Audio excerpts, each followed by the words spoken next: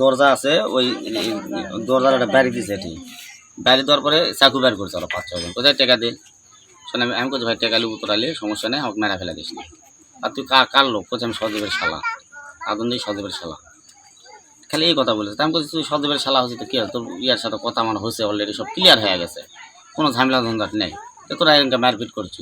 তো তুই কালকা থেকে আমরা ইয়া করছি কালকা থেকে আমাকে বল কোনো ভাত টাত খাওয়া না তোর পাশে আমরা আছি তুই কোন জাত যাচ্ছ কী করিচ্ছ না করিচ্ছ তোর পাশে আমরা আছি আমি বললাম রে ভাই আমাকে মেরা ফেলা দিস না টাকা পয়সা ভালো গেলি তো তোকে এখান থেকে ফেলা দেবো তুই যদি ডাইরেক্ট মারি তাহলে দোষ আমাকে আসবে এই চাকু মারিছে আমার নাম মতিউর গ্রাম পারোইল পোস্ট অফিস বিশিয়া থানা রানীনগর জেলা নওগাঁ আমি যখন কালকে বগুড়া থেকে আসি ওরা আমার দিকে সন্দেহ করছে আমি তো খেয়াল করিনি অতটা কারা? এটা হচ্ছে আপনার ডর পরে লোক আছে তার সঙ্গে লোক আছে ওরা মাস্ক পরে ছিল আমি চিনতে পারিনি লোক তারপর ওরা উঠে আর পরে মনে করেন যে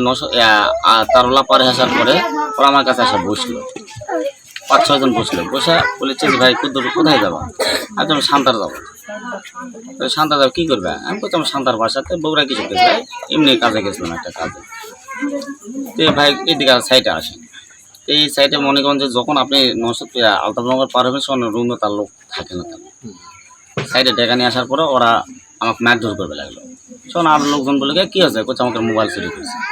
বলছে ভাই আমি মোবাইল টোবাইল চুরি করি না আমার কাছে অলরেডি 2টা মোবাইল আছে আমার কাছে পরে 2টা মোবাইল আছে আমি কোনো কারো মোবাইল টোবাইল চুরি করিনি আমি শুন না বলছে এই পকেট ম্যার তুই আমাকে মানে যেরকম ঘুষানোর দরকার মানে 5-6 জন সেলাত খেলে ঘুষা চলে গেছে আর দরজা আছে ওই দরজার একটা বাড়ি দিছে এটি বাড়ি দেওয়ার পরে চাকু বের করছে ওরা 5-6 জন কোথায় টাকা দে শোনে আমি কোথায় ভাই টাকা লিবু তোরালে সমস্যা নেই আমাকে মেরা ফেলা দিস না আর তুই কার লোক কোথায় আমি সজীবের শালা আদন্দিক সজীবের শালা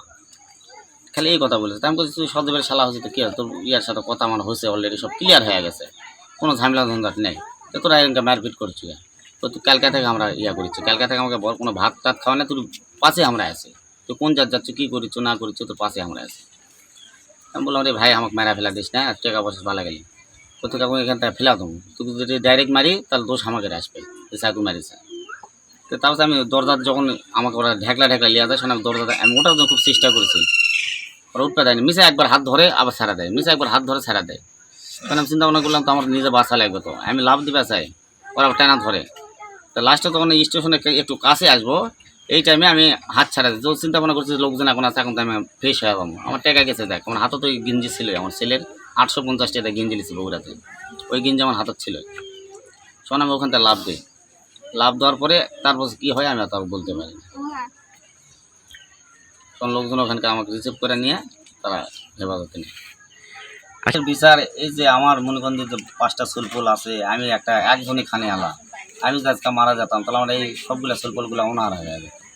নিয়ে যা আমাকে মারপিট করার পরে আমার থেকে খালি স্টেমে আমাকে সই করে নেয় নেওয়ার পরে আমার কাছে আইডি কার্ড ছিল আমার কাছে টাকা ছিল এলাকারা নেয় সবাই নেওয়ার পরে আমাকে ওখান থেকে ছাড়া দেয় সব জিম্মি করে